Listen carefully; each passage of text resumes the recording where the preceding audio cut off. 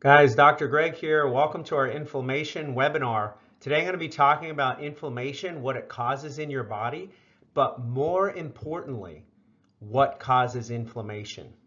Because inflammation as a word has been demonized, as a process has been demonized. People just think that inflammation is this bad thing that leads to heart disease, leads to many forms of cancer, leads to type 2 diabetes, leads to injury to your organ systems and eventually early death and demise, where in reality, inflammation is there to help you.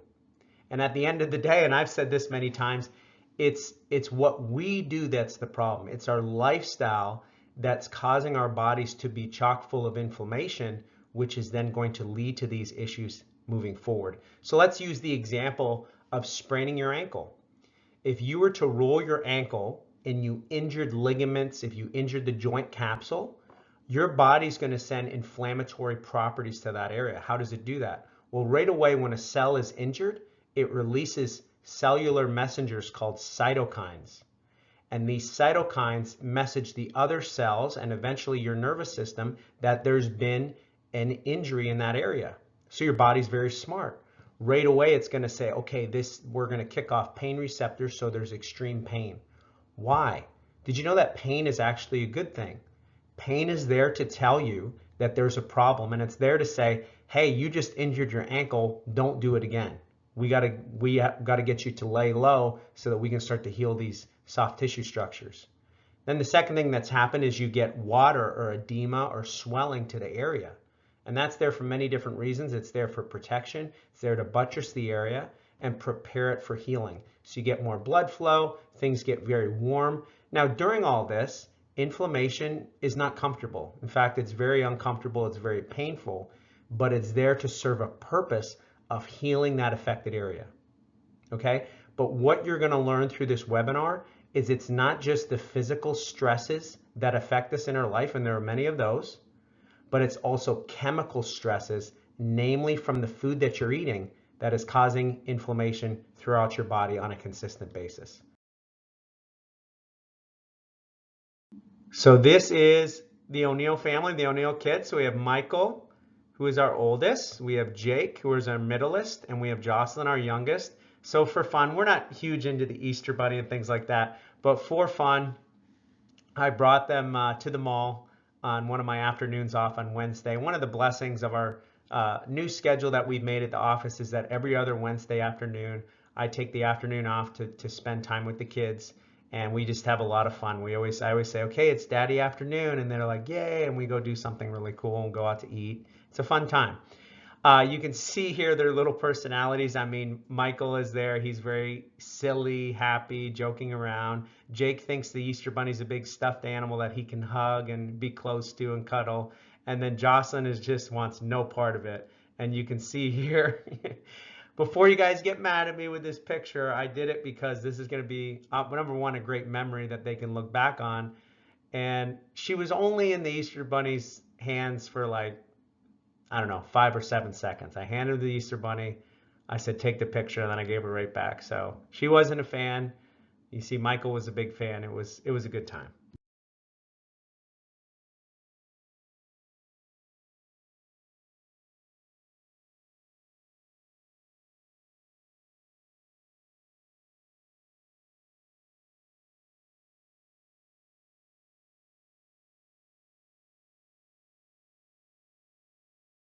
Okay, let's get into what inflammation actually is. Inflammation is how the body responds to stress or irritant. So it's our body doing the right thing at the right time. You get a callus on your hand, you get an injury to your ankle, like I said, you injure your knee, your body knows exactly what to do to heal that area. So there's two types of inflammation. There's acute inflammation, which we all know about. You cut your finger, you stub your toe, you roll your ankle, you bump your knee, you hurt your neck, you sleep wrong. Those things are acute forms of injury. Now, how the body responds is it responds very intensely to get you not to do that injury again. So if you cut your hand, like you're like, ow, that hurt, you're not going to sit there and keep cutting it because your body just told you not to. You take steps to protect that cut. Now with chronic inflammation, namely from the food that we're eating or the thoughts that we're thinking. Those are the two big ones. Those are forms of inflammation that are going to be happening chronically or all the time. So it's like we're doing these micro cuts, or what we say repetitive micro trauma to your body, and it causes long-standing injury that eventually leads to disease process like obesity, like type 2 diabetes, high blood sugar, heart disease, cancers. Many different forms of diseases are due to chronic inflammation. But chronic, I want to repeat this, but chronic inflammation is due to your body's, what you're putting into your body. So it's not the chronic inflammation that's the problem, it's the chronic lifestyle choices that you're making that's causing the chronic inflammation. And what are those causes? Pretty simple, guys, like stress. Stress is a big one. And I've noticed this in my 10 plus years of practice. These pandemic years have been very hard for a lot of us. I know they've been difficult for me. It's just amplified stress in our lives. Uncertainty in the world and what's going on. Change, sudden change is a stress to our body, not knowing what's going to happen. That's what uncertainty does on like a global scale. Then never mind, people can have relational stress, marital stress, financial stress. These things that we think about every single day, our thoughts, cause chemical changes in our brain. So for example, we have negative thoughts. Much like an injury, our body's going to respond to that. Our brain responds to that through stress hormones like cortisol increasing, as an example. Smoking's a big one. Smoking causes direct stress and pressure and inflammation on your blood vessels, on your lungs, your cardiovascular system, your brain. Smoking is a main source of inflammation, and it's almost hard to believe, but still 1 in 5 Americans say that they smoke on a regular basis. And then the big one, guys, is the standard American diet, namely rancid oils, sugar, processed foods, causing inflammation, not just in your stomach, not just in your gut, but that food then goes out to other places, your liver, your gallbladder, your gastrointestinal tract, your pancreas, spleen, all these different organs that support your metabolism can and will be affected by poor diet. And what starts to happen is over time, these things start to add up. And when they add up, kind of like a bucket that's filling up, eventually that bucket spills over. And that spillover are what we call symptoms or warning lights. It's the body letting you know that too much is going on and that it needs help or it needs change. The issue is, though, you read through this list and these things are so common, these symptoms are so common that we mistake them as normal. And we say these lines to ignore it. So the first thing you can do is you can ignore these symptoms or accept them as normal. Okay, and you'll know you're in this group if you say the following things. Well, I guess I'm just getting old. You know the saying, like, if I had $1 every time I heard that? This isn't even hyperbole. If I, as a chiropractor, had $1 for everyone who told me that they were getting old, or everyone who told me don't get old, I would literally be a multi-millionaire. No joke. I would be driving, a Rolls Royce. I'd have 2 of them in the driveway. I'd have a Ferrari. I would have a helicopter that I would fly to the office. I would be living in the biggest mansion you can even imagine if every time someone told me that they were getting old, I got $1, it would be unbelievable how much money I would have. And I'm saying that to get you to realize it's like, stop it. Stop saying that. You are bargaining with yourself. You are letting yourself off the hook when you say things like, I'm getting old. Now, hold on. I'm going to pump the brakes here for a second. I realize I'm getting fired up. There is a reality to aging. There is a reality to getting a little older. I understand that. I get that. But I have people in their 20s, their 30s, their 40s, tell me on a daily basis, every other patient tells me that they're getting older. And it bothers me because what they're saying is, it's not my fault. This is just normal. It's just part of the aging process. It happens to everyone else. If you want to be like everybody else, fine, be that way. But just realize you're going to suffer for it, because look through these inflammation symptoms. Painful joints, swelling of those joints. So your lower back, here's the main stress points in your body. your lower neck, your lower back, fingers, wrists, hands, swelling, knees, hips, ankles, and feet. And you look at the amount of pain medications people are on, the opioid crisis itself, which is still ongoing. They found that 63% of those people who started on an opioid was for just lower back pain. Just lower back pain. Never mind everything else that they could be dealing with. So like these chronic inflammation symptoms are huge deals that we need to look at and figure out what's causing it. So number one, people ignore it. Number two, people medicate it. There's an entire industry dedicated to anti-inflammatories, both in the synthetic realm and in the natural realm. What do I mean by that? Well, you see things like Advil, ibuprofen, Aleve.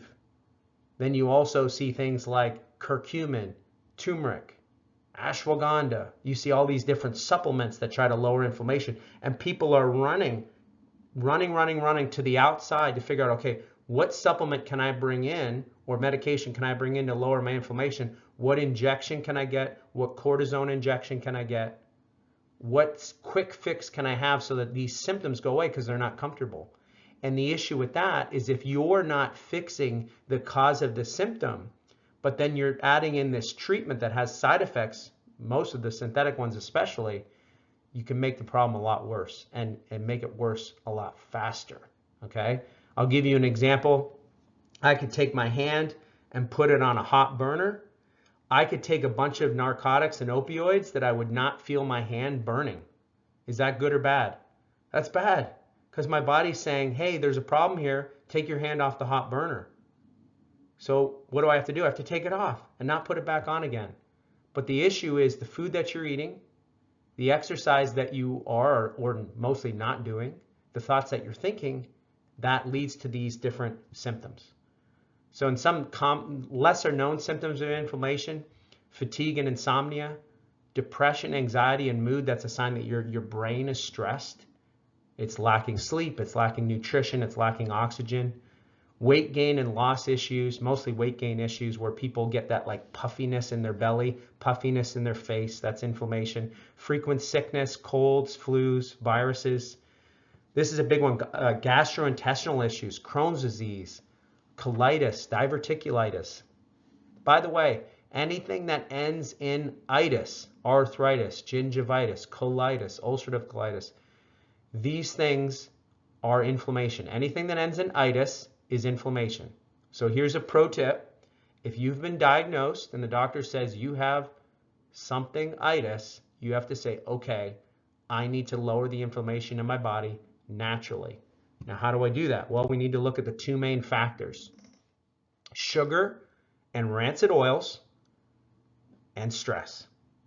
So it's pretty simple. Sugar, rancid oils, and stress leading to stress on your body and inflammation. Now, a lot of times people can say, okay, I'm not eating sugar, I'm not drinking soda, I don't eat a lot of fried foods. Number one, I would kind of call that out. A lot of people are. They may just think that they're not.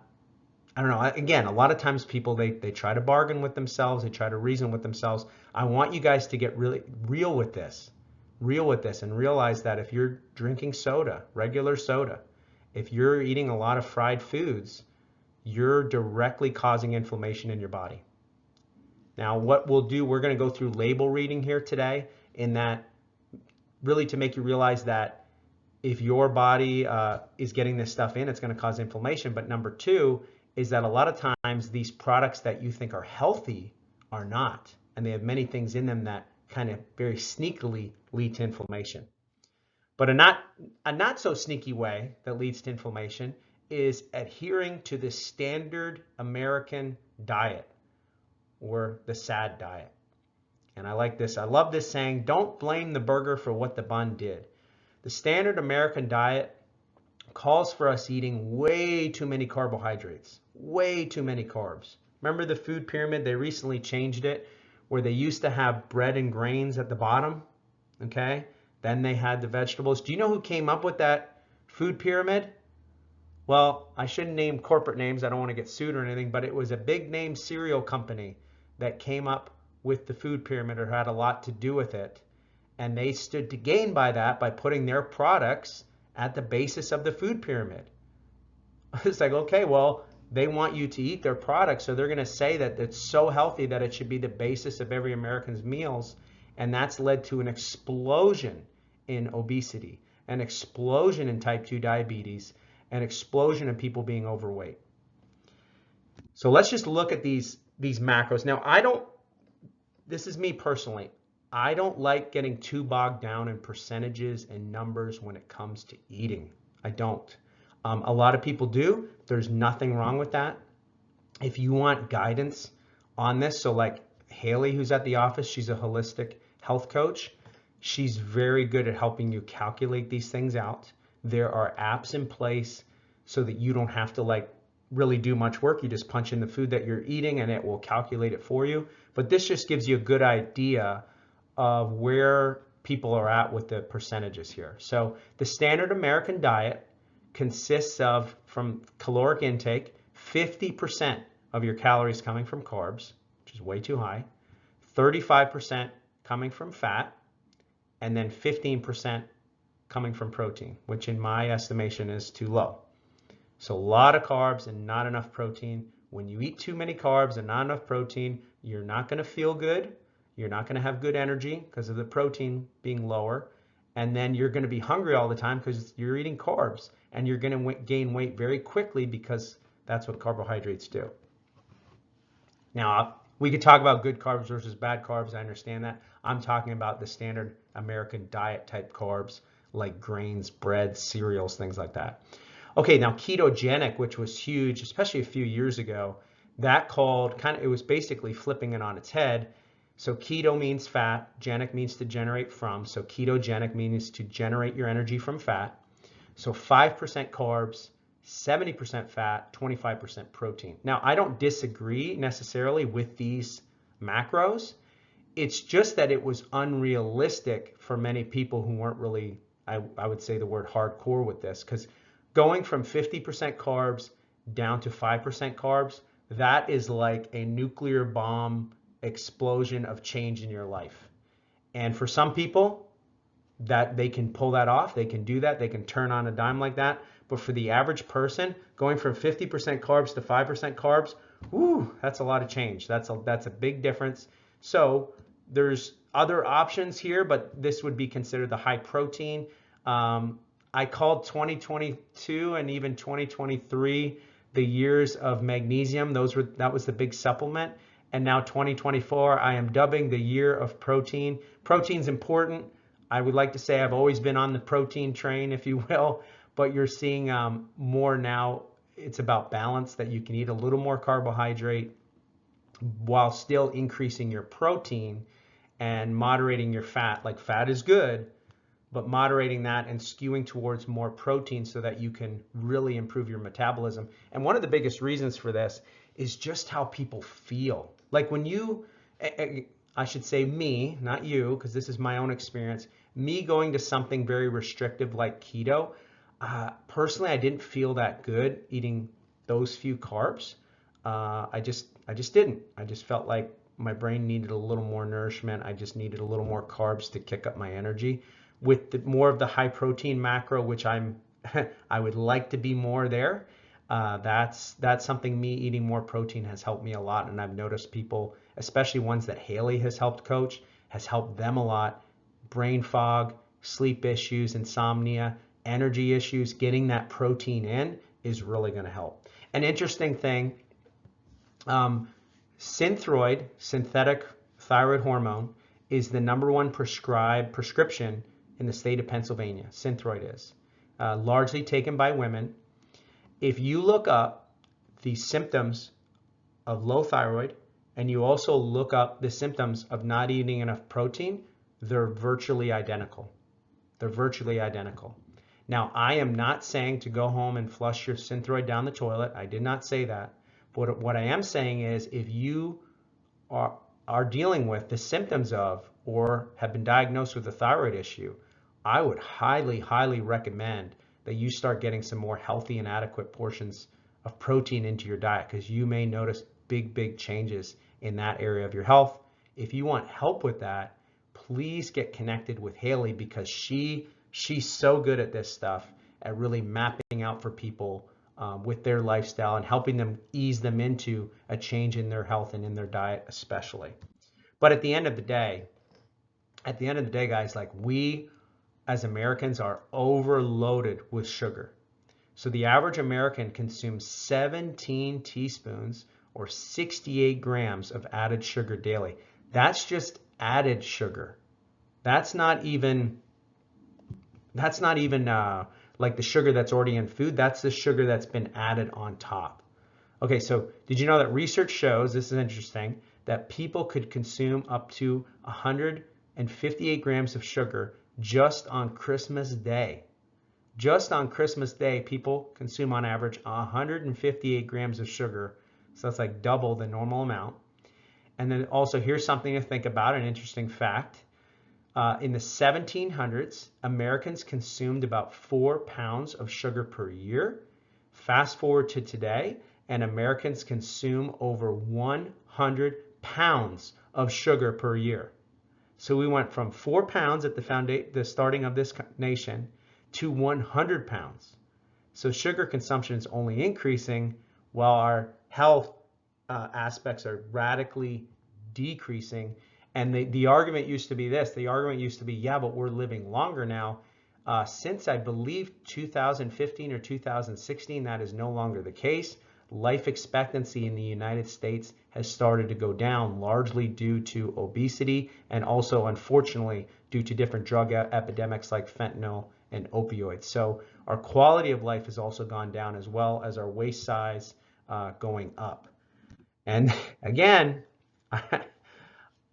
if I had $1, I would be less of a millionaire for this, but if I had $1, every time someone said this, but I don't eat sugar. Dr. Greg, I don't eat sugar. Now, I love this picture of this dog. This is kind of like me, like, really? I don't, or the person's like, huh? Don't you love when dogs do that? They're kind of trying to understand what you're saying, and they tilt their head. It's like the empathetic thing. So people say, like, they almost act like oblivious to this, I don't eat sugar. Now, if you looked at me, I looked at you, and I'm looking at someone who's like 10% body fat. They're like big muscles. They look great. They have no bags under their eyes. There's no belly on them, anything like that. Their energy looks good. And they said, well, I don't eat sugar. I'd be like, yeah, you probably don't. Okay? But the people I'm looking at, no offense, and even in the mirror a lot of times too, they don't look like that, which means you are eating sugar. So if you don't think you're eating sugar, either number one, you're in denial, or most likely you're just misinformed, or you're being tricked or duped, because the food companies now know and understand that people are trying to avoid sugar, and they're very smart, very, very, very, very smart. So what they do is they change the name. People flip over the ingredients and they say, oh, there's no sugar in here, I'm good to go. Well, here's the problem. These are a few dozen, specifically 56 names, different names for sugar. I kind of put in bold here some of the most common ones that you'll see. So sugar, just to give you some information on sugar, sugar affects every cell in the body. To avoid accidentally consuming a lot of sugar, it may be wise to know your secret sugars. So here's your basic simple sugars, would be things like dextrose, fructose, galactose, glucose, lactose, which is a milk sugar, maltose, and sucrose. Those are your basic simple sugars. Those are the ones that they know people understand the names of. Anything that really ends in ose is going to be sugar. Now there's types of syrups, there's types of solid sugars, and then there's also fruit sugars, but then you also want to avoid too much of the healthy sugars as well. So we'll talk about some good, alternatives here, but you also don't want to overdo it. I'm not telling you, you don't want to go home and just chug a gallon of maple syrup either, or eat, multiple cups of coconut sugar, but there are healthier options here for you. Now, I would say the worst form is high fructose corn syrup. So high fructose corn syrup, It's basically, it's sugar, it's corn that's been changed. It's been, the sugar molecule has been inverted and changed to get like a be also, I would say, preservative like, but then also taste really sweet. I really mumbled my words there. Basically, it's been processed so that it can have a high shelf life and that it can also taste good, so that you can sit something on the shelf for, you know, months and years at a time, pull it out, and it still stays the same as when it was put in there. So high fructose corn syrup is known to spike your triglycerides, cholesterol, leading to fatty liver. Now this is again another one. People come to me and they say, I've been diagnosed with fatty liver, but I don't drink. I don't drink beer, I don't drink wine, I don't drink alcohol. How is this even possible? Now what the doctor will say is this is genetic. They'll say high triglycerides, your dad, your grandpa. Now they might have had it too, but unfortunately they might have been eating this junk as well. So if you're dealing with high triglycerides, high cholesterol, and fatty liver, chances are, and by chances I mean like 99%, it's not your genetics. It's your lifestyle. It's the high fructose corn syrup. And you can see some of the common products here that it's in. And this is in a lot of preserved stuff, in a lot of common ingredients that people of all ages, especially kids, are eating. And this is going to lead then to obesity, diabetes, and visceral fat, which is fat around your organs. And when you get fat around your organs, it stresses your organs out, and that's going to lead to disease process in those organs and eventually you not living as well.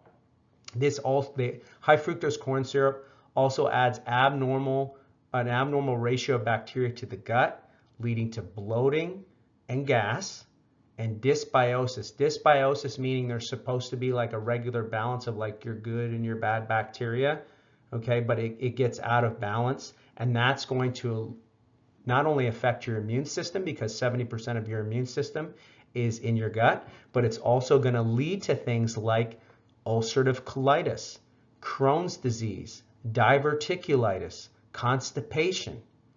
And these symptoms are very deadly. Now, what the medical way of saying this, they'll like, let's use Crohn's disease or ulcerative colitis, they'll say, well, this is a genetic issue.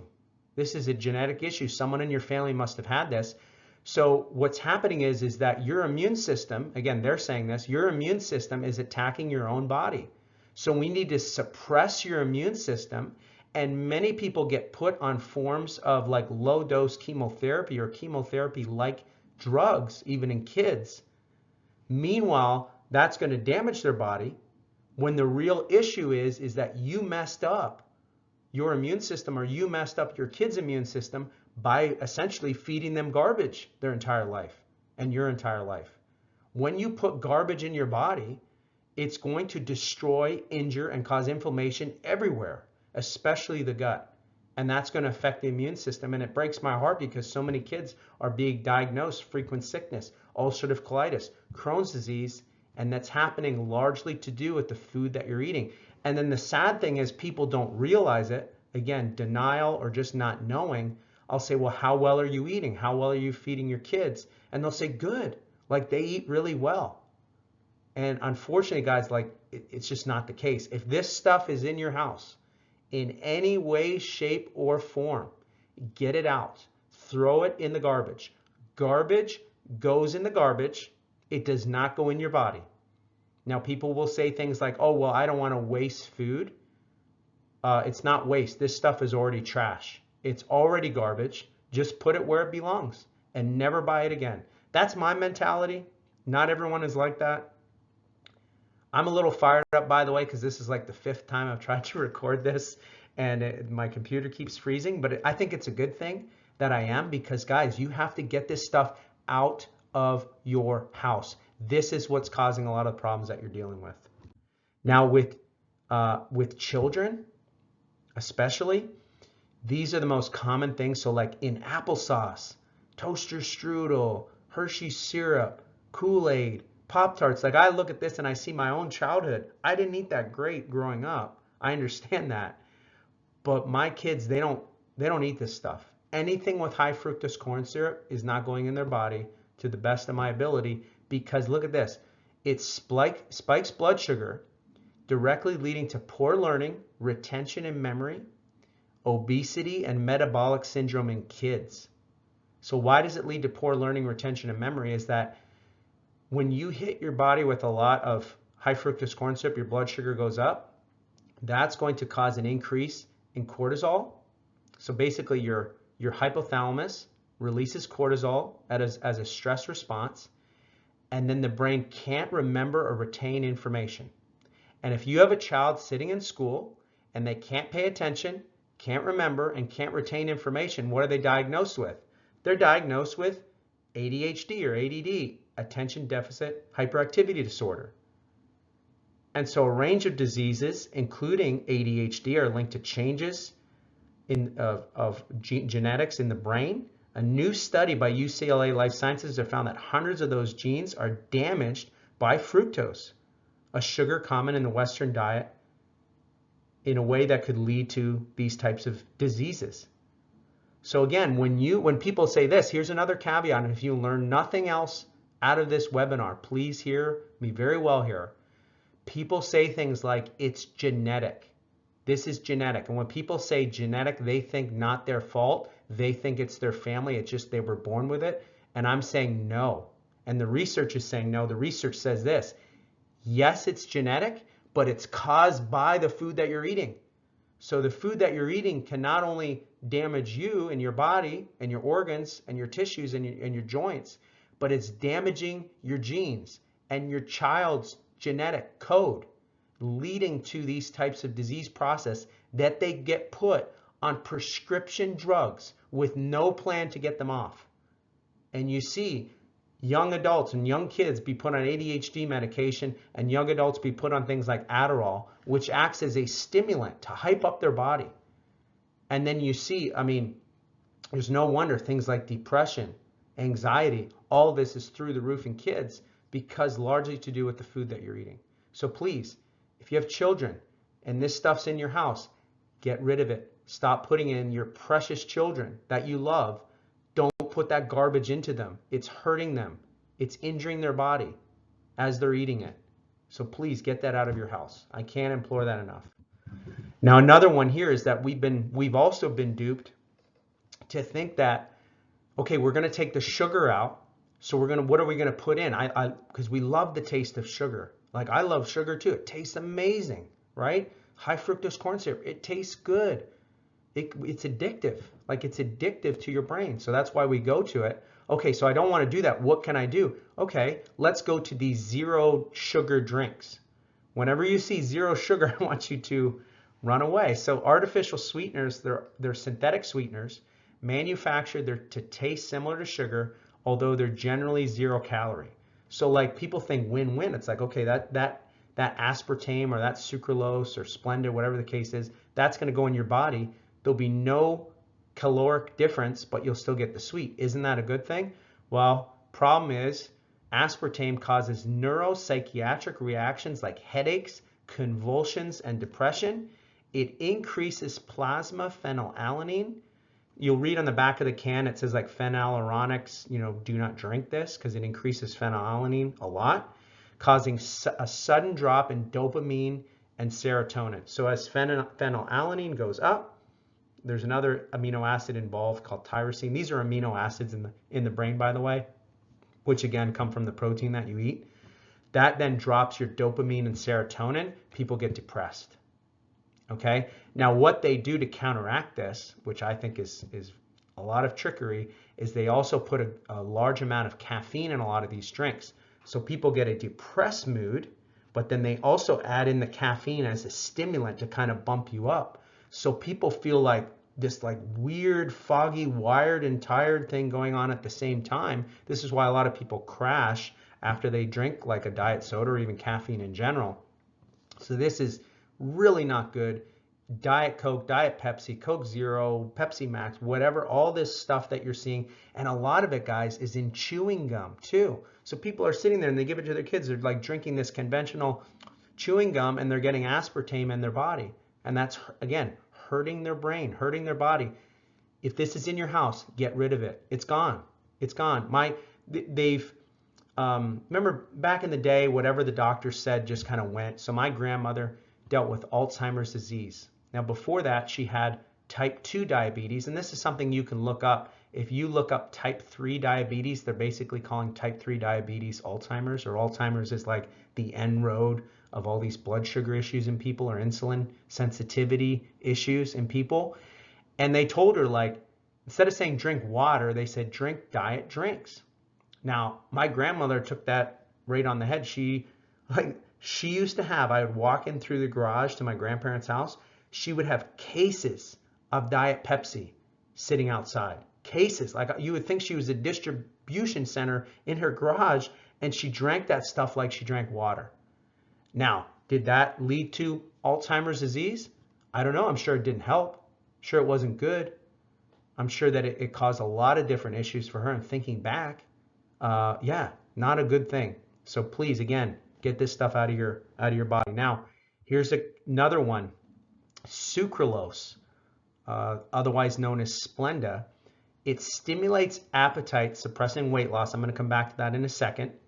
It increases body-wide inflammation, leading to obesity and diabetes. So similar-ish to aspartame. Now, what's the issue? Even I'll put in this category here, stimulating appetite, suppressing weight loss. So you think of these artificial sweeteners. Now, what about these natural sweeteners like stevia as an example? What they do is they come in and they stimulate your taste buds into sweetness, but they're very low calorie. So when your body gets hit with sweet, it says, okay, I'm expecting calories to come in. So it gets ready for that. It stimulates your appetite. So your gastric juices start to churn, your stomach starts to churn, your pancreas is releasing enzymes like amylase or salivary amylase in your mouth and in your stomach. So your body's getting primed to receive a bunch of calories. Okay, so that's a pathway that happens automatically when you taste sweet. The issue becomes when you drink a lot of these 0-calorie sweeteners, is your body will then learn, it'll say, okay, I guess I'm not getting any calories, and it's going to stop that hunger process.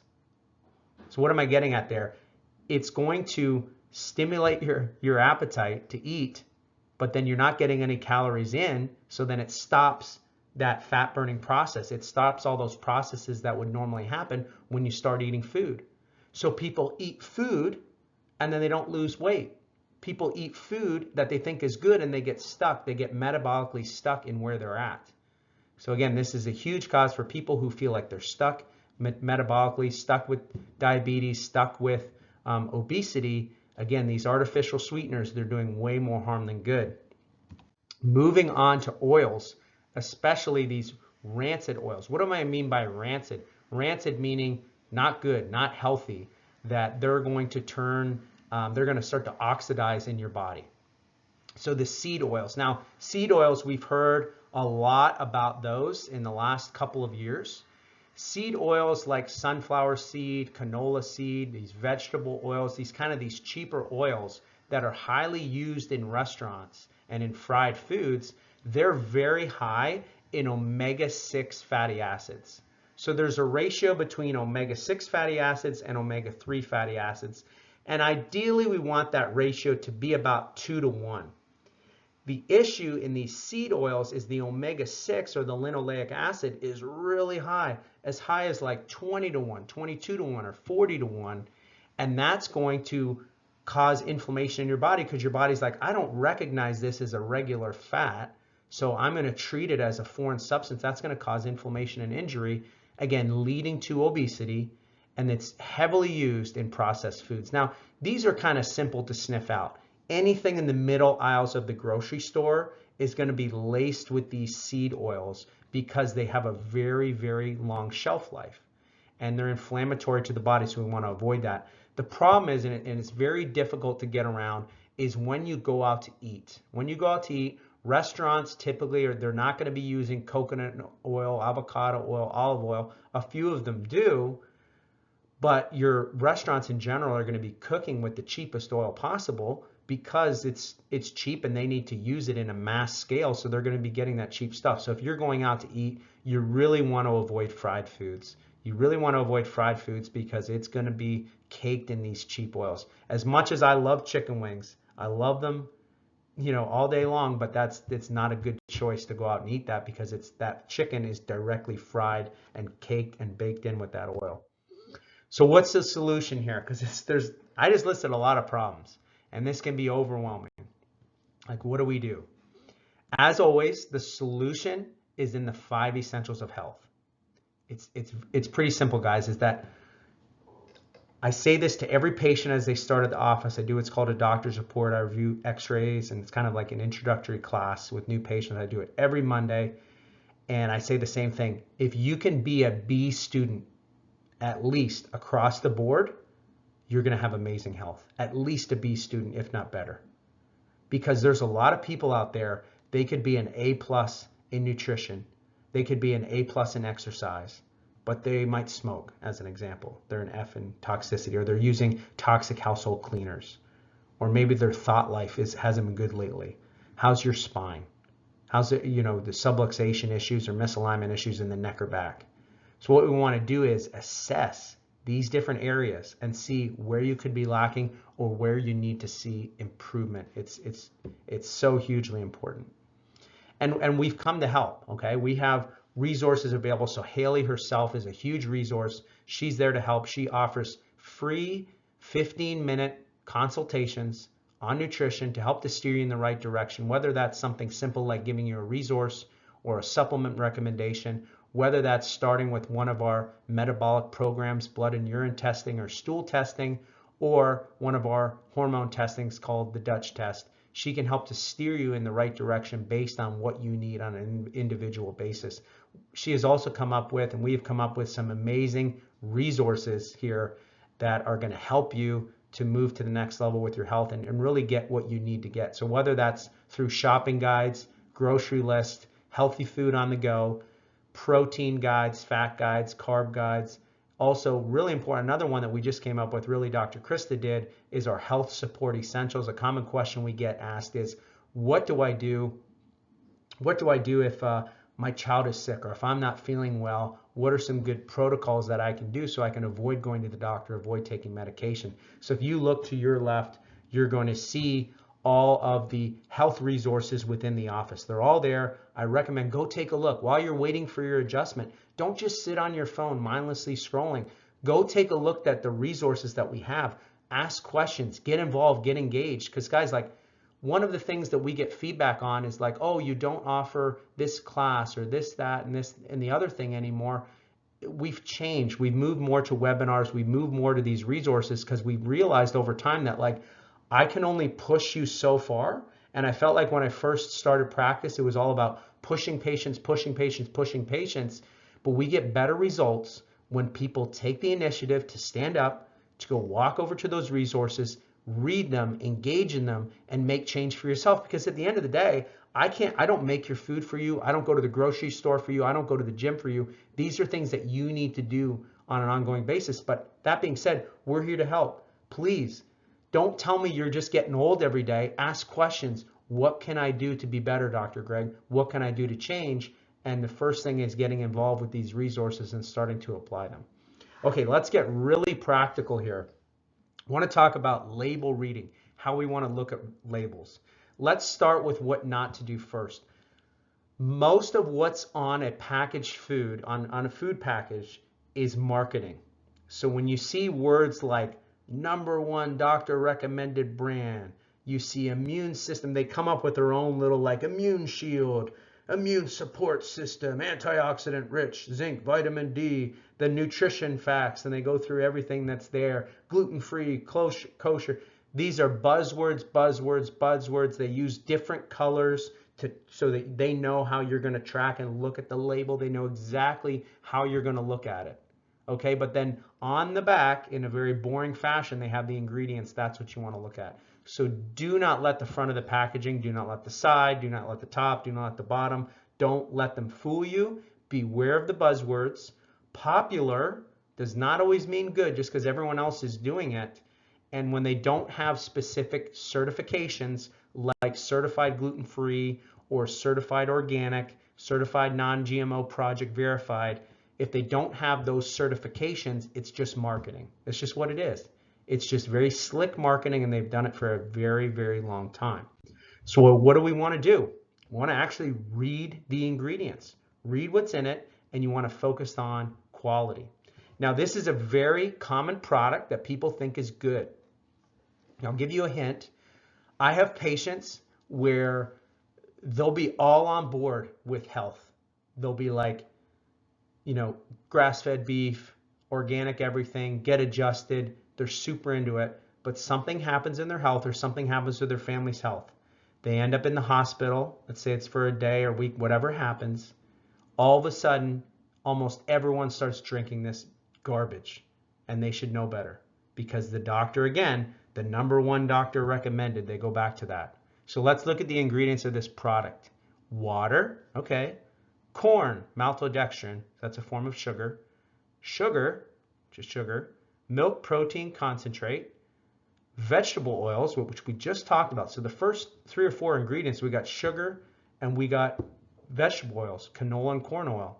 Soy protein isolate, and again, not good. Cocoa powder, okay. Less than 0.5% of milk, magnesium phosphate, potassium citrate, cellulose gel, these are preservatives. Natural and artificial flavor, which again can be forms of sugar. Calcium carbonate, calcium phosphate, salt, potassium chloride. So there's a lot of salts we're going through now, so or what they would call electrolytes.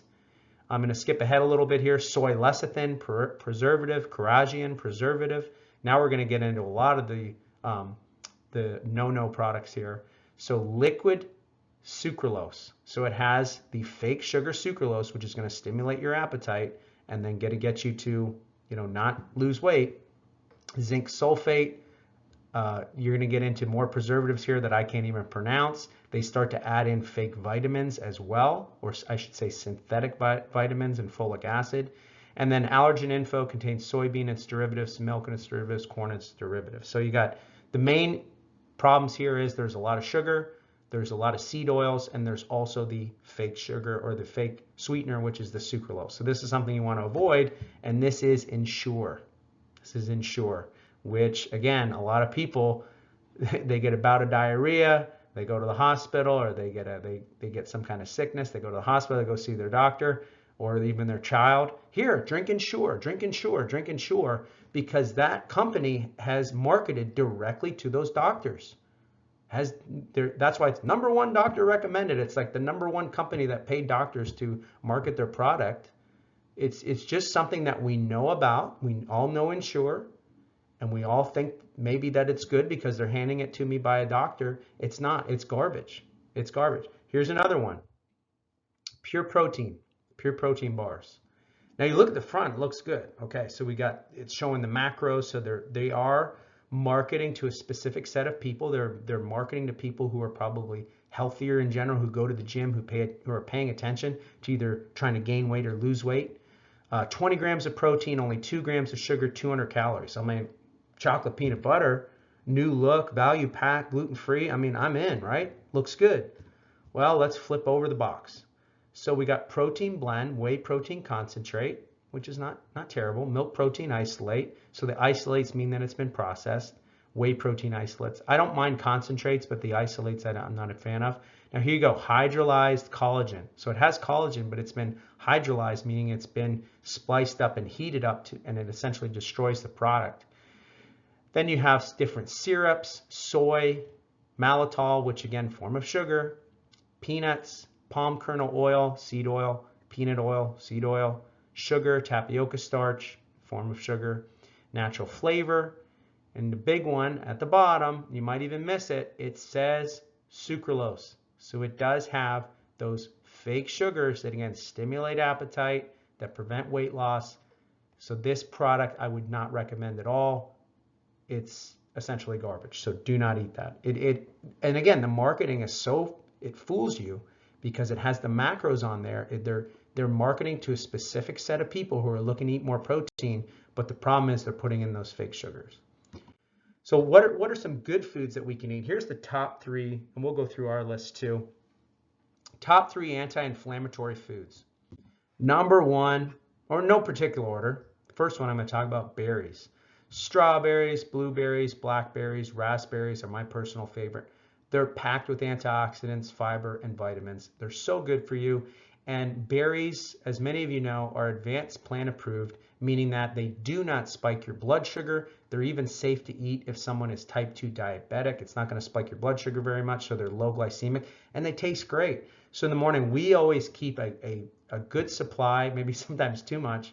We keep a lot of strawberries in the fridge, a lot of blueberries, a lot of blackberries, a lot of raspberries, and that's what the kids eat in the morning. In the smoothies in the morning, we pack in a lot of organic berries, and they're just, I can't tell you enough how good they are to have because they taste great, and it gives you that natural God sugar without spiking your blood sugar too much.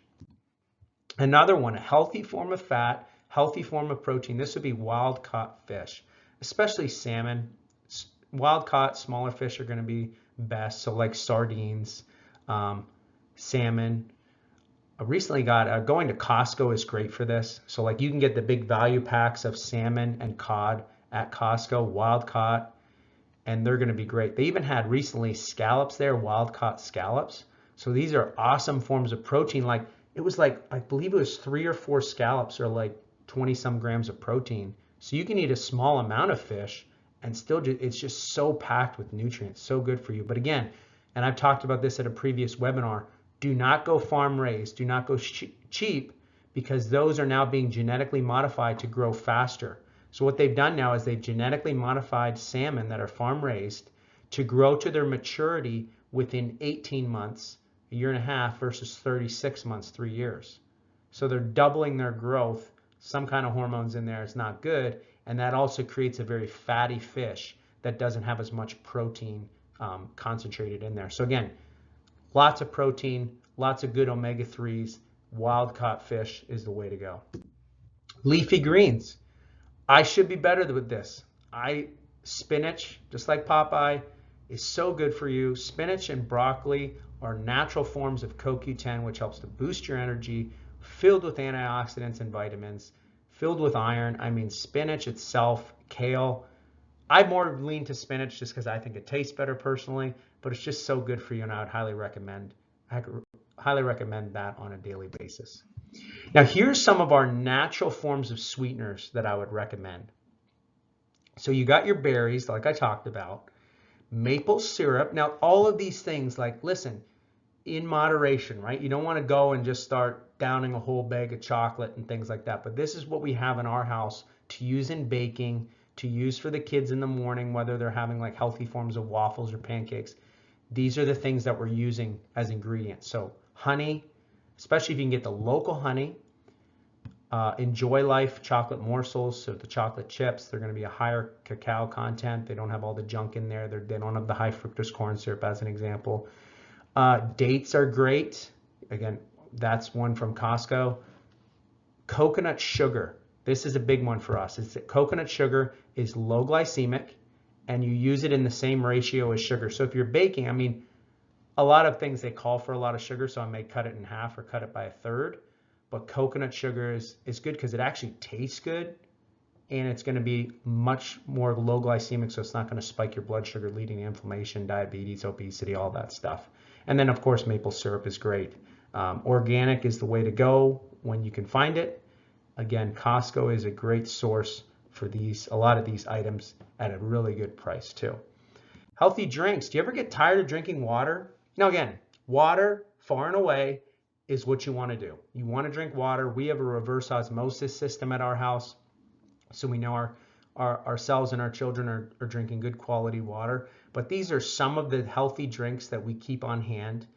There's many more out there, and I'm sure many of you will come to me with different options and things like that, but these are some of the ones that are our favorites. So if you want to switch from soda, a good way to switch is a brand called Olipop, which you see all the way on there on the left. It only has 2 grams of sugar. It is vintage cola, so it tastes similar-ish to like a Coca-Cola or Pepsi or things like that, but it doesn't have all the junk in it. It has prebiotics, botanicals, plant fiber. It's really good. And it also has some, so for people who are coming off of like Diet Pepsi or Diet Coke as an example, they're also going to be having to come off of all that caffeine. So it does have some green tea in there They use like organic green tea to bring up a little bit of a caffeine. It's only like 40 milligrams of caffeine, so it's just like drinking a cup of tea, but it tastes good and you can take it on the go. Kids like it. There's many different forms of it as well, other than the vintage cola, which you can try out. And they're available pretty much anywhere. Giant, Target, all the major stores have Olipop now. Roar Organic. This would be like a replacement for like Gatorade. And this is cool because it's a local product. It's from Bethlehem, Pennsylvania.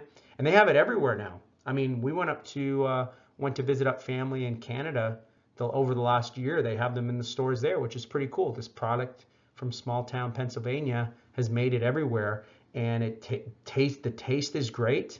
The sugar content is very, very low. It's using coconut water concentrate as a sweetener, and then it uses the different forms of fruit in the flavors that they have, whether that's clementine, orange, blueberry, things like that.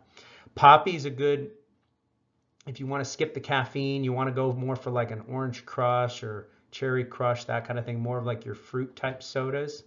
That's going to be Poppy, which is in orange there. There's, again, many different flavors. I like the orange one. My wife likes the cherry one. Kids like strawberry. They're all good.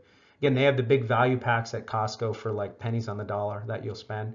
Organic coconut water. This is another more natural option for like sporting events, especially for kids or working out.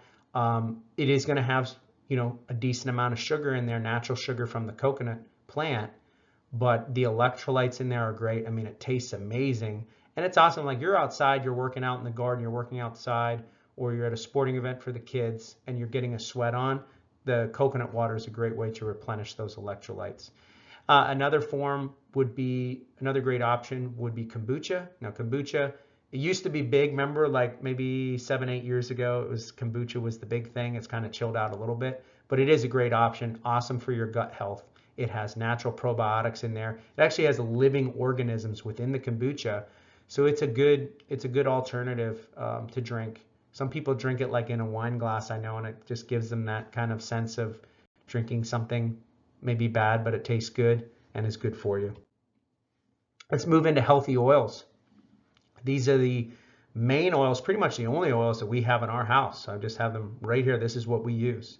And I believe all of these are available at Costco. We go to Costco quite a bit because the quality of the food that they have there is great. And the price, you cannot beat the price. If you're shopping on a budget and you want to get this, like the price is unbeatable there. It's amazing. So coconut oil, organic coconut oil, these are all whole food based. They're minimally processed, they're non-GMO, and they have those right ratios up there. So something I learned recently is there's a difference between European butter and American butter.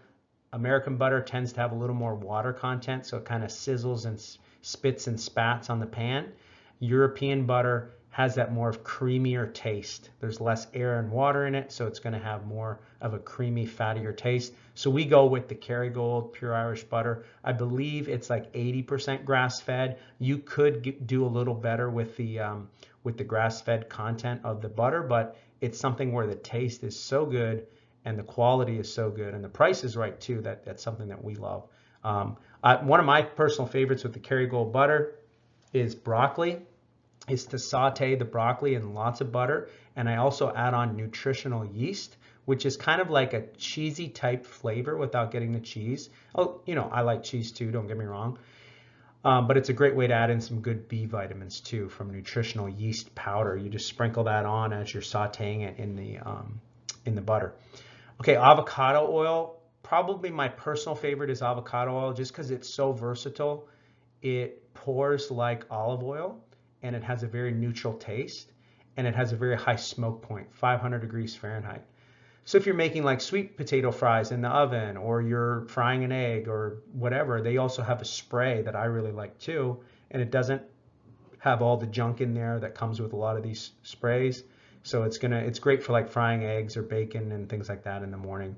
And then extra virgin olive oil, that's going to be more for room temperature, for salad toppers, things like that, making salad dressings. That's going to be more the olive oil. All right, protein. These are their main sources of protein that we use in our home. My favorite, we've used many different brands. My favorite eggs are Vital Farms eggs. Looks exactly like that. You can get them in this area at Target and Whole Foods. They have the best tasting eggs because they have the darkest yolk. So when you go like the most orange, so like kind of the cheaper eggs, as I'm just going to use the word cheap as, you know, not so much price, but just on the quality. They're going to be more like bright yellow, but you want the egg yolk to be really dark orange. That's a sign that that animal was feeding something more aligned with its genetics, meaning it was more pasture raised. So these chickens are outside the majority of the time, and they're able to eat the things like the bugs and the grass and all their kind of omnivoric diet that they have. And then, so in the morning, I typically do the eggs, and then also organic turkey bacon. We get that at Whole Foods. You can get that at other places too. That's where we get it. Lunch, a great option. People are like, what about lunch meat? Well, lunch meat usually filled with nitrites. It's filled with junk. You can get them at Costco here, the organic roasted turkey breast. There's no preservatives in it. They don't last, you know, they come in 3-packs, so I only buy a couple of them because they don't last very long for a good reason. They're not preserved, but just watch the expiry date on those because you want to eat them pretty quick because they give you a lot of them. Salmon, scallops at Whole Foods. New thing, cottage cheese. Dr. Krista's been eating a lot more protein lately, really doing well with her nutrition, and she's been into the high protein cottage cheese. So we like Good Culture. Get that at Stouffer's. Also can get that at Whole Foods. I'm sure at other places as well. And that's really good. One of my favorites is to take raspberry, no sugar, raspberry jam. It doesn't have aspartame or any junk. And put a little bit of that in with the high protein cottage cheese. It's really good, really good.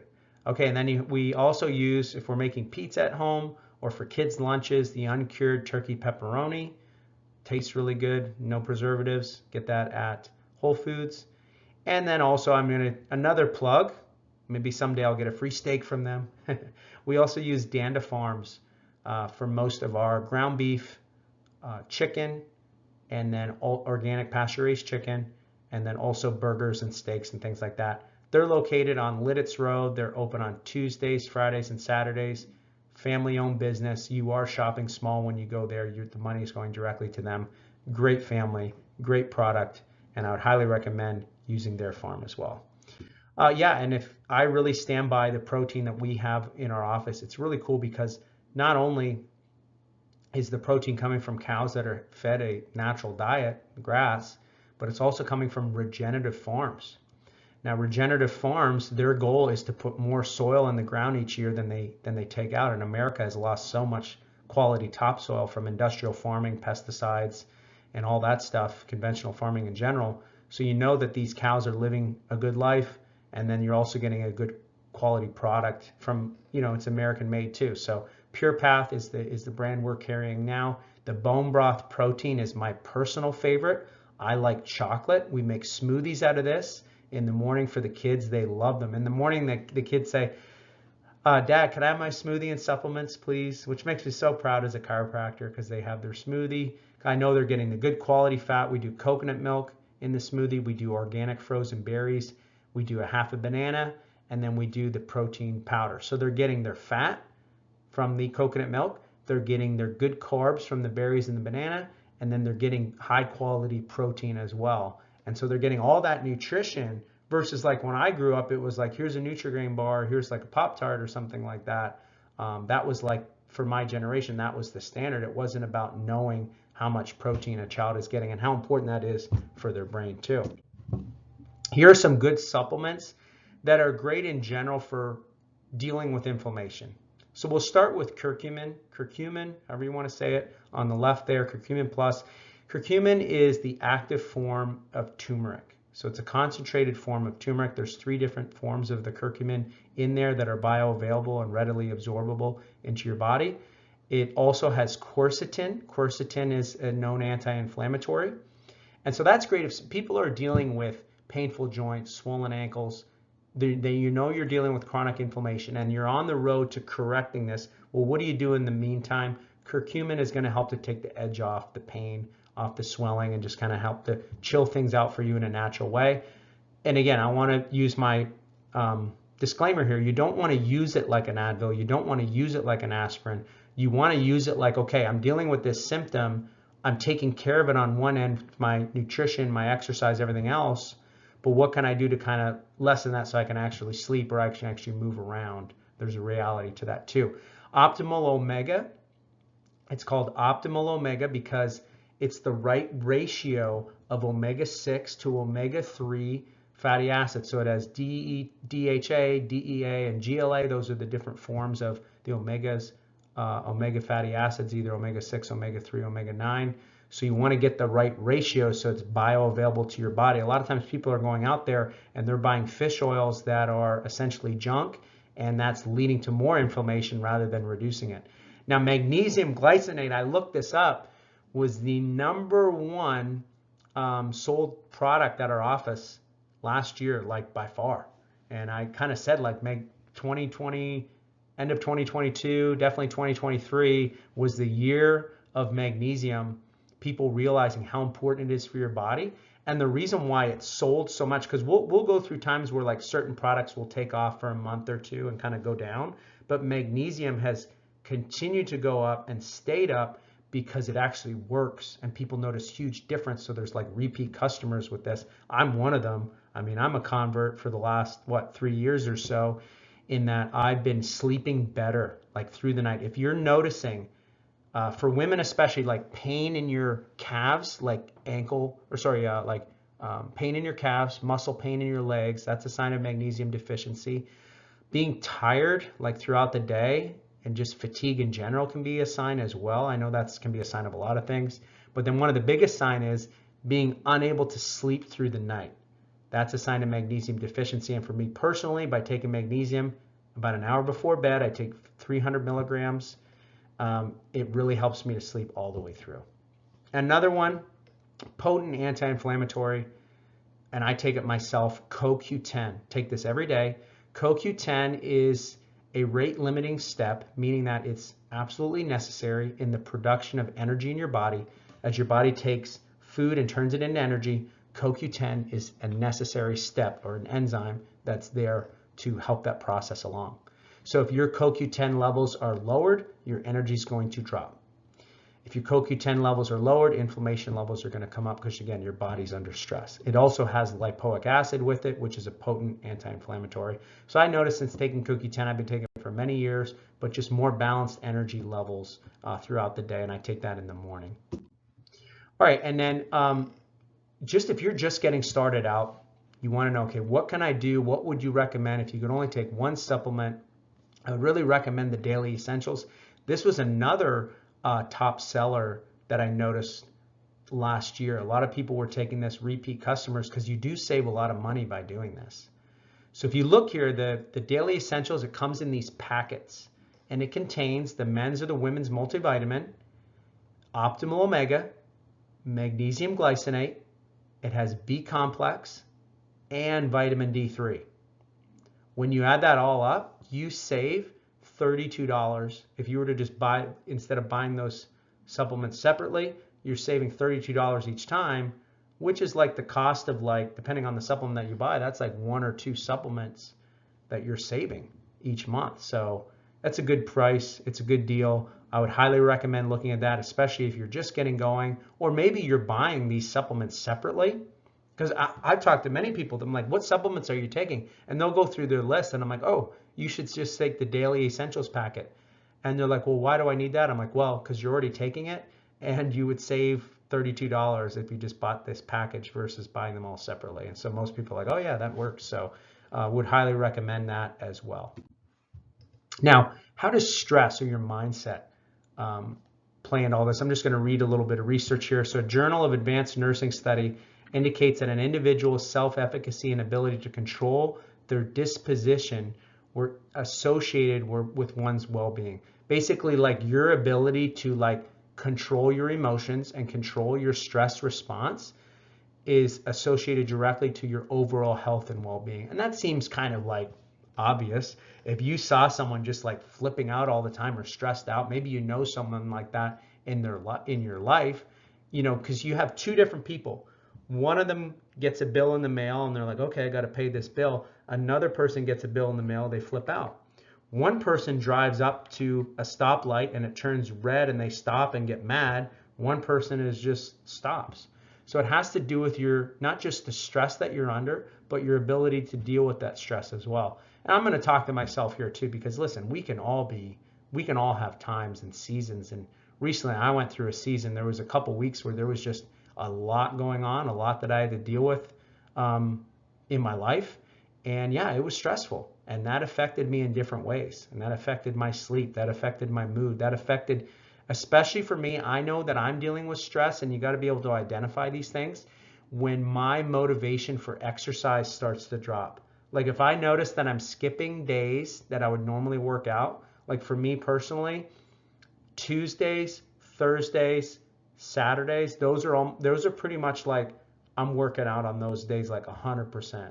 Okay, especially Tuesday, Thursday. If I'm missing a Tuesday or Thursday workout, something's up, something's going on. There's something happening in my life that's caused that to happen. Maybe I'm too tired to do it. Maybe I'm not motivated, but something is going on. And that's kind of like the canary in the coal mine. And that's something that you got to realize when those things are happening, or be able to identify those things. Here's another one. One study showed that exercise, relaxation, and meditation significantly reduced stress and lowered blood sugar levels for students. Exercises and relaxation methods like yoga and mindfulness-based stress reduction can also correct insulin secretion problems in chronic diabetes. So just by people like calming their mind, getting themselves into a more relaxed state, that helps with insulin secretion in their body. That helps students to learn better, to retain knowledge, memory. So we all have to have these practices throughout our day, throughout our week, where we're taking time to recenter ourselves. Because I've been through there too. Do you ever just like, you wake up and it's just like, it's go time? Like for me, like I have young kids, like if I'm waking up and the kids are crying and this is going on and that's going on, sometimes you feel like life is just taking you for a ride, when you want to actually take steps to just step back, take a breath, do these different exercises that we'll talk about to recenter yourself. And that's where you can start to cultivate joy in your life. And these are some good tips to minimize stress. I wouldn't even say minimize stress. I should put here to how to better deal with stress or your response with stress. Number one is establishing your values. We all have values, but you just want to like list them out. So here's some common values. Your faith or God, Jesus. It would be your family, your spouse, your children, your grandchildren. Another value would be your health, your fitness, what you eat, how you take care of yourself. Another value for some people, good or bad, could be entertainment. Could be a sports team. Could be a sports activity. Maybe it's golf or gardening or a hobby. So we all have values in our life. And the quickest way, it's like where we have our values, that's where we tend to spend our money, because money is an exchange of value. So the things that you value most, you're going to spend money on those things. So some people spend their money on looking good.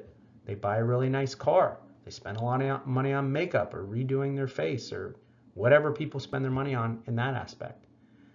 Some people spend a lot of money, if you're like me, on your health. What's my biggest expense? By far, grocery bill. Like our grocery bill, people ask me one time, like, how much you spend on groceries? I'm like, it's a lot. I mean, but that's one of those things when something's high on the values list, you know, there's a reality you want to have a budget, but that's something where it takes precedence over other things for me. Family's high on the list, right? Like my kids need something, I'm going to be there for them. So wherever your values are, that's what you're going to naturally put energy into. So you want to establish your values because you have them. It's just like listing them out. For most people, it's going to be like faith, God, family, maybe their occupation. Those are like the big ones, right? So for me, it's like God, family, chiropractic. God, family, chiropractic. So number two, determine what moves you closer to those values or drifts you away from living out those values. So this is pretty simple. It's like, what are things that you do on a daily basis that are going to be moving you towards living those values or moving you away? So for example, if health was my top value, if I'm going out and eating junk food, that's moving me away. If I'm going out and I'm drinking a lot, or I'm smoking, or I'm not doing the things that I should be doing in my health, I'm not exercising, little by little, and again, these things can happen, we all go through holidays, we all, there's times you go on vacation, but those should be short-lived, right? Because what happens is it's like these little micro cuts that happen in your life. People just little decision by decision by decision move away from their values, move away from their values, move away from their values. One day they wake up and it's like you're lost, you're depressed, your mood. It's like, what's happened? Where am I? What am I doing in my life? Most likely you've been making decisions to move out of your value sets. So again, establish your values and start moving towards them. So what are some things that you can do to move towards your values? Well, if it's God, it's your faith. That could be Bible, that could be church, that could be prayer. If it's your family, planning to spend quality time with them, making a conscious effort to connect with family members. If it's your profession, taking time to move into that, in an appropriate way. Number 3, prioritizing self-care and sleep. And this can be difficult no matter where you're at in life stages. And I would say, especially for moms out there, you're needed on a daily basis. Dads are needed too, but especially moms, you're so needed by kids. And you still have to prioritize yourself, doing little things throughout the day. Or maybe it's just having a cup of coffee, like it's that simple, or taking a break, taking a breath. Maybe it's going for a walk, gardening, doing something that's in your value set, that's going to bring you closer to your values, making a little decision that's going to help you. And then this is really important, and this is something Dr. Krista has helped me with a lot. Like, I'm not naturally a planner, she is, and we kind of meet in the middle there. But one thing that she's really good at is planning out the year, or at least planning out the next few months, and planning out fun things to look forward to. I mean, I like to have things on the calendar, fun things to look forward to, whether it's something simple like a weekend trip away, a date night, going out to the movie, meeting with friends or family. Having that on the calendar brings you that sense of like things to look forward to in your life. Because Tony Robbins, a well-known motivational speaker, he's like, happiness is 3 main things. You have someone to love, something to do, something to look forward to. So you have someone to love, your spouse, your kids, your grandkids. Something to do, your profession, a hobby, gardening, golf, whatever the thing is that you love. And then something to look forward to. These are these fun events. And I'm telling you, you do those 3 things. And right now, every time I prepare for these seminars, it's like I get re-engaged myself. You hit home those 3 things, you're going to start to be bringing more joy into your life and start to begin to cultivate joy in your life. And number 5, and this is really, really, really important, so important, ask for help. There is no shame in asking for help. There's no shame in asking for help. Actually, it's worse to not ask for help. And we're here to help you, whether that's myself, whether that's Dr. Krista, whether that's Haley. We're here to help you to make steps, because a lot of times you're sitting here, you could be in different stages of a patient at the office. Number 1 is you just started, you don't even know where to start. Ask us, we'll help you. We can help to move you along the process wherever you're at. Maybe you're sitting there and you've seen this before, you've heard this before, you've done this before. Maybe you're a little jaded. Maybe you've been a little beat up. Maybe you're stressed out. Well, it's time to start getting back to these basics. I know for myself personally, just preparing this one slide alone has helped me out a lot in the last 2 weeks, reestablishing my values. We did a team exercise just the other day of establishing our values and what moves us closer to our values or drifts us away. And it was hugely helpful. And you know what the number 1 thing was that drifted people away from their values? Was this thing, your phone. Guys, how much, and I want to talk about this for a second. It's like, how much of has this thing here, this little device, as good as it can be, this thing can serve to connect you with people. And I could call my dad right now. I could call my mom. I could talk to my kids on FaceTime. I can use this for good. But oh my goodness, this can be used for bad. This can be used to distract you. This can be used just to absolutely, just move you out of your own value set. So it's like, proceed with caution in terms of a cell phone. And I saw this quote the other day and I was like, whoa. It says, when you give your child a phone, you're not giving them access to the world, you're giving the world access to your child. I'm going to repeat that. When you give your child a phone, you're not giving your child access to the world, you're giving the world access to your child, because it's very invasive, right? It's invasive because these apps, these social media networks, they're designed to get you hooked and addicted and focused on that. And I guarantee most people, like in their value set, I don't think they'd say TikTok and Facebook and Instagram is like the top of their values if they really sat back and looked at it. So chances are those things are moving you away from your values. Exercise. Exercise is so important. It's one of the best ways to reduce stress and lower inflammation. So again, I was talking about those cytokines, those messengers, that basically a cytokine is a protein cell-to-cell messenger that influences other cells to have pro-inflammation response, but also an anti-inflammation response. So there's two sides to the coin there. Your cytokines can either signal to other cells, hey, inflammation is happening, get ready, you better do it too. Or it could say to another cell, hey, I'm getting more oxygen, I'm getting more nutrition, maybe this guy's exercising again, this is good, well, let's lower the inflammation. So right away, exercise is going to help to reduce fat mass and adipose tissue inflammation, so get rid of the puffy belly. It increases muscle, which boosts your anti-inflammatory cytokines, as I just mentioned, the more muscle mass that you have. One 20-minute session of exercise is proven to boost the immune system. Basically just getting your heart rate up, say even by 20 beats per minute up.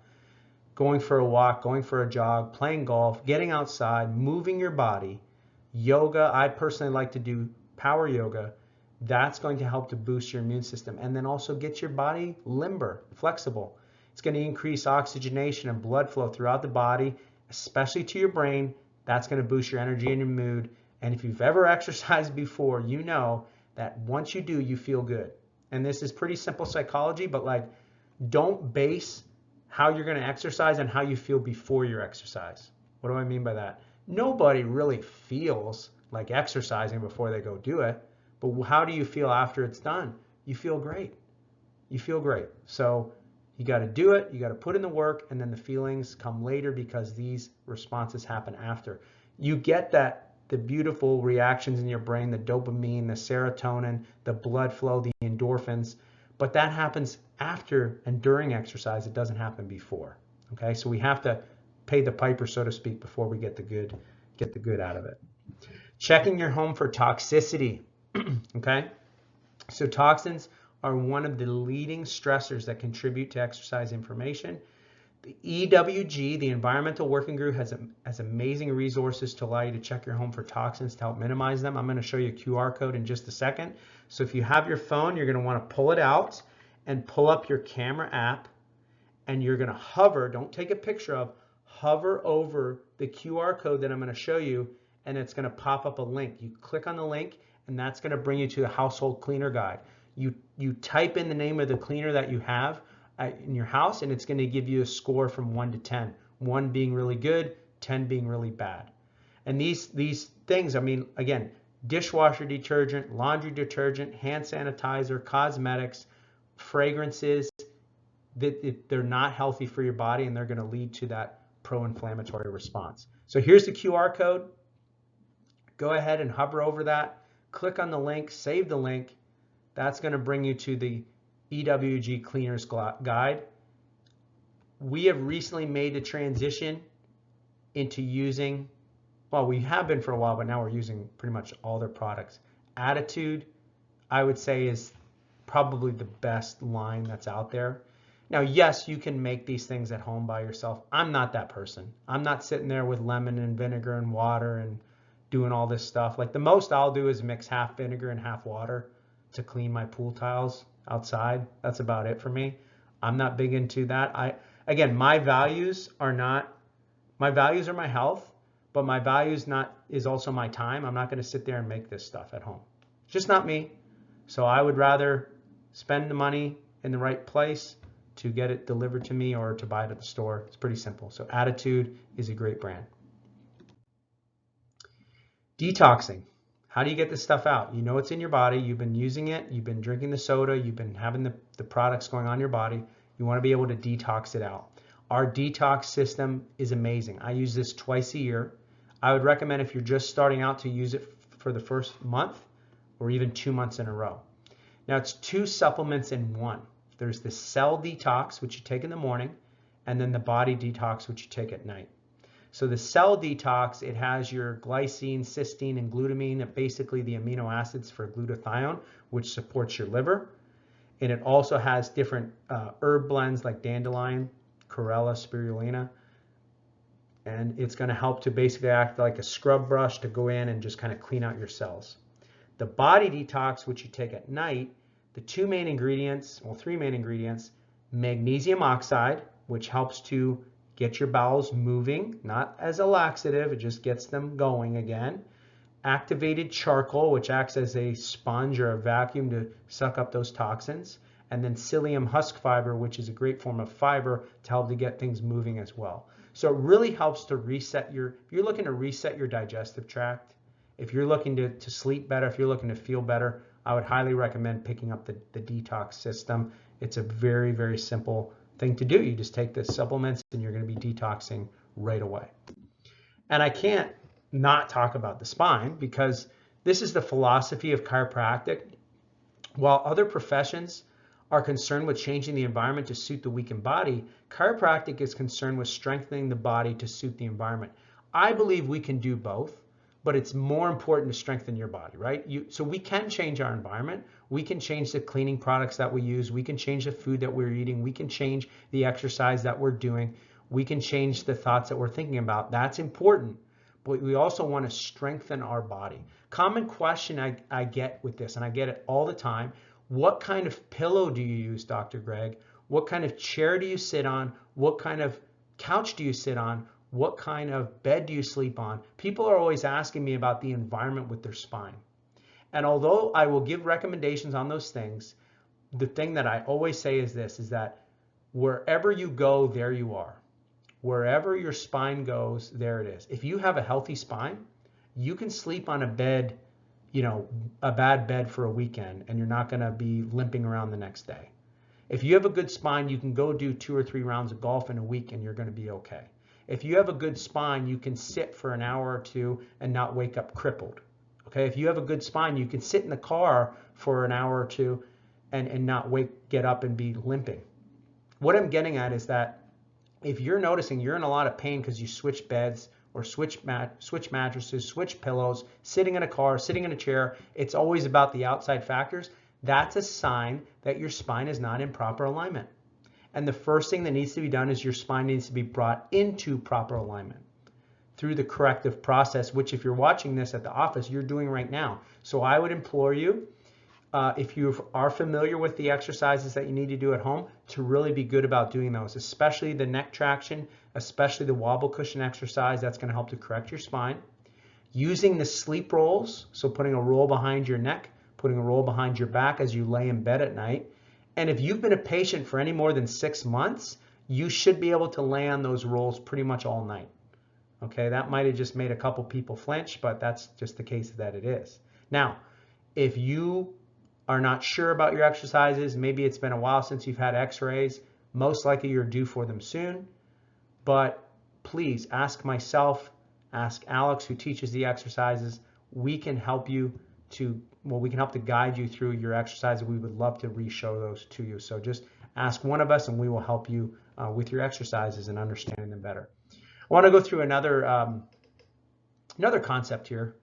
What's common versus what's normal with the spine? So what's common is stiffness and pain for people, tired and low energy, having headaches, tension headaches, menstrual irregularity, and cramping in women. This is very common.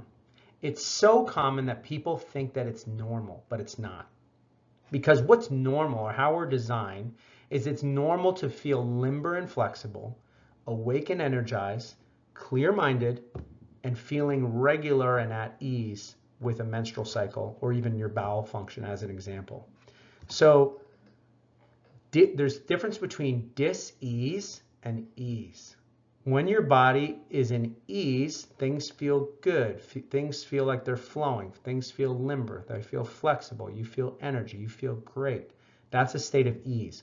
This is what we're going for in the 5 essentials. By following the 5 essentials, you're bringing your body into a state of ease. By not following the 5 essentials, by following conventional methods, you bring your body into a state of dis-ease, where it's not happy, it's not feeling good, things are not right. Now, if you let things go, it's going to lead to disease, which is essentially death of organs, systems, cells, and tissues. So we want to catch yourself while you're in dis-ease and start moving your body more into a state of ease. Because health is about 100% function, 0 to 100%.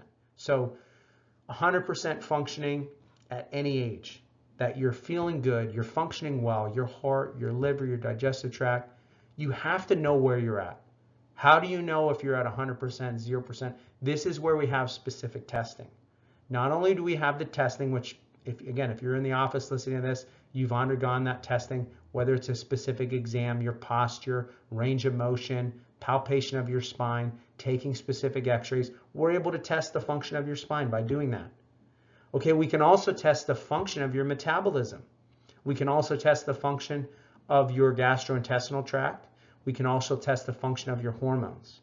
And that's something that Haley specializes in. Again, Haley is a holistic health coach. We have our metabolic program. We have our Dutch test program. So if you're looking to figure out where you're at on this spectrum, how well your body is actually functioning, I would recommend that you get in contact with Haley, again, being able to ask for help so that we can help you move to the next level. Now, again, if you look at the resource center to your left, you're going to see all kinds of information on the testing that we have available here at the office for yourself or your loved ones. It's a very simple process. It's a very streamlined process where you can start to get better health immediately by first knowing where you're at. So here's your action steps. Number 1, and this is so important, establishing your values. Guys, this could take 5 seconds. You write it down, write down on a piece of paper. Again, we just did this as a team a couple weeks ago, and it was very, very helpful, just writing down what our values were. Some common ones were, religion, faith, God, family, your profession, your social life, your hobbies. Like, what are your values, or what's your why? Then you want to identify your goals. What do you want to achieve? This could be something very simple like lose weight, lose 10 pounds, change my household cleaners, stop eating rancid oils. Write down 5 goals, but then pick one. Start with one, because a lot of times people come in with a whole list. Start with one and go from there. Number 3, gather your resources, setting a plan, putting a plan in place, knowing what path you need to chart. And that's where, again, we have the resources here at the office. And lastly, ask for help. We are here. We've guided so many hundreds, thousands of patients through this process. We are here to help you no matter where you're at on your journey, and we can help you move to the next level with your health.